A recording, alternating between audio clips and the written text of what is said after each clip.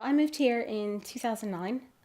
My husband and I met at a military base in Spain when I was serving in the U.S. Navy, and he was in the Royal Fleet Auxiliary. 6 weeks after we got married, he went on deployment for 4 months. And so I was alone in a foreign country, and that's when that was the first time I experienced depression. That's when I started spending. It was just a vicious circle.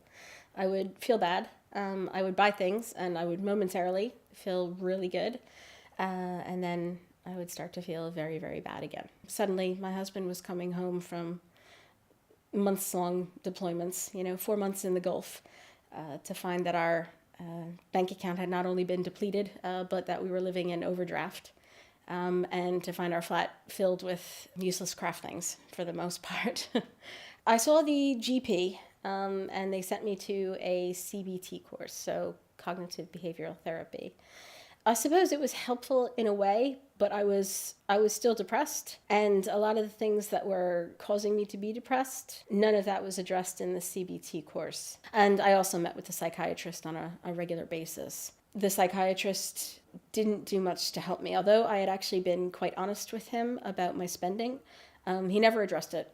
And in fact, when he released me back to GP care, I think about 8 or 9 months after I started seeing him, he told me that really he thought I was just a bored housewife and that I needed a hobby. I actually got an NHS referral to the ADHD clinic in Leatherhead, and that's where they confirmed that I probably have moderate to severe ADHD, and that it was probably the cause of most of the emotional problems I was having, the mood swings, and it was also related to the behaviors that I was exhibiting. Had somebody picked up on my spending earlier, if somebody had said, wow, this is really bad, let's get to the bottom of this, it could have helped with a correct diagnosis, and more importantly, it could have helped with our finances, because by the time I was actually diagnosed with ADHD, our debt was probably nearing around £80,000.